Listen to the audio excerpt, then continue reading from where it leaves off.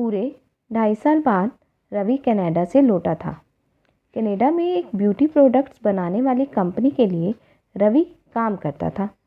रवि अपने देश अपने घर लौटकर काफ़ी खुश था। एयरपोर्ट पर उतरते ही रवि की नज़रें अपने परिवार वालों को खोजने लगी। जल्दी ही उसे अपने माँ बाप, भाई भाभी, बड़ी बहन और खुद की 3 साल की बच्ची भी एयरपोर्ट पर खड़े नजर आई। लेकिन उसकी नज़रें शोभा को खोज रही थी।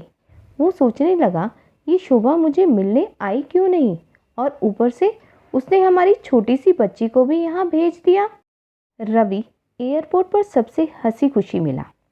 फिर उसने शोभा के बारे में पूछा तो उसकी दीदी बोल पड़ी, भाई वो तो घर पर ही है, तुम्हारे लिए खाना तैयार कर रही है। वह तो आज ही तुम्हारे आने की खुशी में काम करने लगी है, वरना वो कोई काम करती कहाँ है। रवि ने अपनी बेटी को प्यार से उठा लिया, लेकिन उसकी बेटी उसे देखकर रोने लगी। लाओ मुझे दो बच्ची को, वह तुम्हें काफ़ी दिनों बाद देख रही है ना, इसीलिए पहचान नहीं पा रही होगी। कहते हुए दीदी ने बच्ची को अपने पास ले लिया।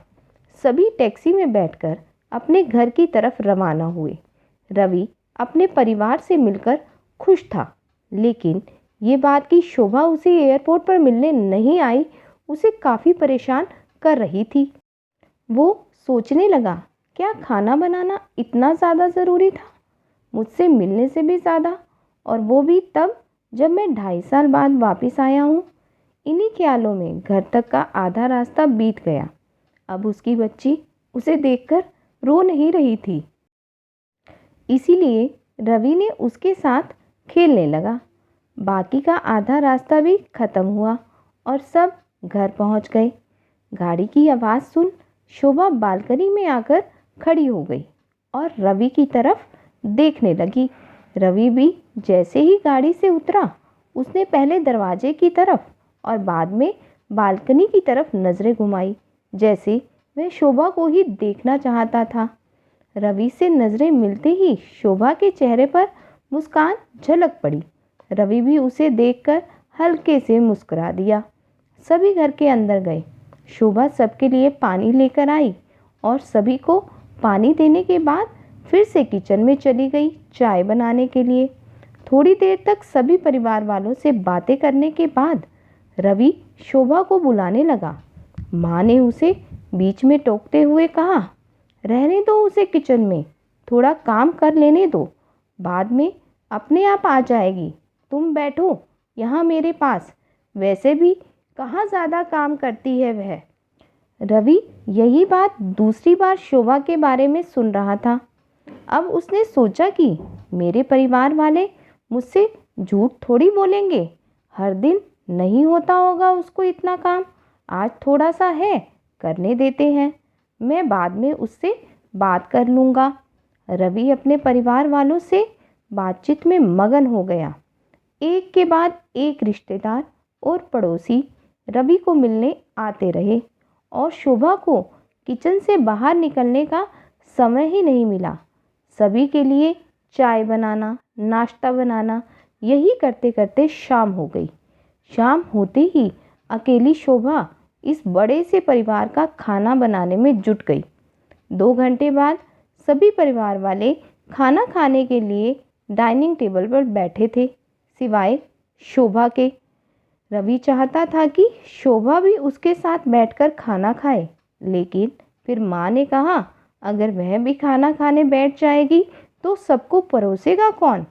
सभी के खाना खाने के बाद शोभा ने अकेले खाना खाया। रात को सोने के वक्त रवि और शोभा अच्छे से मिल पाए। रवि शोभा के साथ काफ़ी बातें करना चाहता था, लेकिन वह उसके चेहरे पर थकान और नींद अच्छे से देख सकता था, इसीलिए उसने शोभा को परेशान न करने का फैसला किया और उसे सोने दिया। शोभा सोने ही वाली थी कि उसकी छोटी सी बच्ची रोने लगी, तो शोभा तुरंत उठकर उसे दूध पिलाने के लिए चली गई। रवि कब सो गया उसे पता ही नहीं चला। जब सुबह बच्ची की रोने की आवाज़ आने लगी तो रवि उठा और शोभा को पुकारने लगा। जब शोभा पास नहीं दिखी तो उसने बच्ची को चुप कराया और फिर से सुला दिया। रवि बाद में शोभा को देखने लगा तो शोभा उसे फिर से किचन में मिली, जो सुबह सुबह ही जल्दी उठकर घर वालों के चाय नाश्ते की तैयारी में लग गई थी। अब रवि सोचने लगा, माँ और दीदी तो कहती थी कि शोभा ज़्यादा काम नहीं करती, लेकिन जो मैं देख रहा हूँ वो तो कुछ और ही है। रवि अब सब समझ गया था, पर वो अपनी माँ को ऐसा नहीं बोल सकता था कि शोभा से ज़्यादा काम ना कराया करो। इसीलिए अब उसने खुद ही शोभा की मदद करना शुरू कर दिया था। रवि के हाथ बटाने से शोभा को थोड़ा अच्छा लगने लगा था। पहले जहाँ उसका चेहरा थकान से उतरा रहता था, अब उस पर थोड़ी थोड़ी चमक आने लगी थी। रवि ने कुछ दिनों में ही ये महसूस कर लिया था कि शोभा अब वो शोभा नहीं रही थी जिसे रवि शादी करके लाया था। वो तो कोई और थी, जो तोते की तरह बोलती थी, और ये शोभा तो बिल्कुल चुप है, गुमसुम है। ऐसा लगता है जैसे किसी के दबाव में हो, किसी डर की वजह से सहमी हुई हो। रवि शोभा को उसके काम में और ज़्यादा मदद करने लगा। रवि का ऐसा व्यवहार अब घर वालों को खटकने लगा।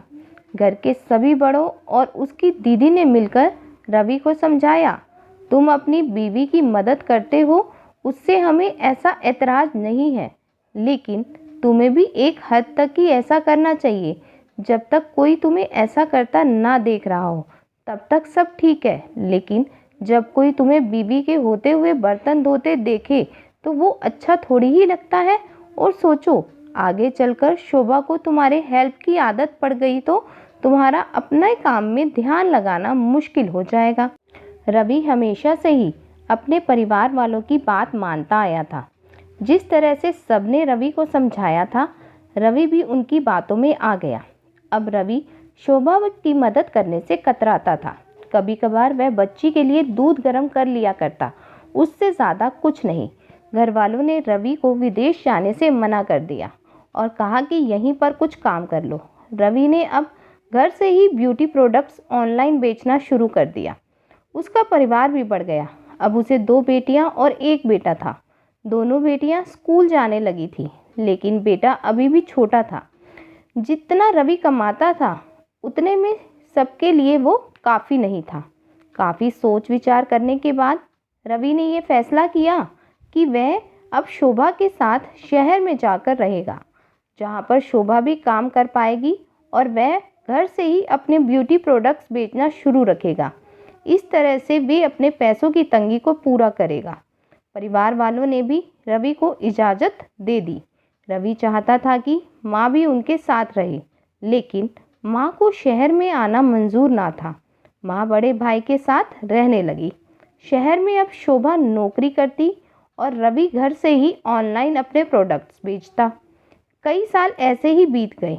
शोभा घर का काम और बाद में बाहर का काम करके पहले से भी ज़्यादा थकी थकी रहने लगी। परिवार वालों की रवि के दिमाग में डाली बातें अभी भी उस पर असर करती थी। वह यहाँ पर भी शोभा का हाथ नहीं बटाया करता था। रवि अब दिन रात अपने प्रोडक्ट्स बेचने में मशरूफ़ रहता। कभी कभी शोभा उससे कहती कि मुझे अच्छा नहीं महसूस हो रहा, मुझे डॉक्टर के पास ले चलो। वो हाँ कह देता, लेकिन उसके बाद अपने काम में इतना खो जाता कि कभी उसको डॉक्टर के पास ले ही नहीं जाता। शोभा तो बीमार थी, लेकिन एक बार रवि बहुत ज़्यादा बीमार हो गया। इतना बीमार हो गया कि उसे अस्पताल में भर्ती करवाना पड़ा। अस्पताल में रवि के पास सिर्फ शोभा थी और कोई नहीं। इतना बीमार होने के बाद भी उसके परिवार वाले सिर्फ उससे मिलकर वापस अपने घर चले गए थे। उसका सहारा बनने के लिए, उसकी तकलीफ़ बांटने के लिए कोई भी उसके साथ नहीं था। बिस्तर पर पड़े और शारीरिक तकलीफ से गुजर रहे रवि को अपनों का ऐसा व्यवहार बहुत तकलीफ दे रहा था। फिर वह सोचता कि उसने भी तो शोभा के साथ जिंदगी भर यही किया है। क्या वो शोभा का जीवन साथी सिर्फ नाम का ही नहीं था? जब साथ देने की बारी आती थी तो उसने दूसरों के बहकावे में आकर उससे किनारा कर लिया था। यहाँ तक कि शोभा के खुद अपने मुंह से कहने के बाद भी उसकी तकलीफ को वो नज़रअंदाज करता आया था। रवि को अब अपना दर्द शोभा के दर्द के आगे मामूली सा लगने लगा। उसके दर्द को ना बांटकर उसने बहुत बड़ा गुनाह किया हो ऐसा उसे लगने लगा। पश्चाताप के आंसू रवि की आंखों से बहने लगे। उसने अपनी सारी गलतियों का और गुनाह के लिए शोभा से माफी मांगी।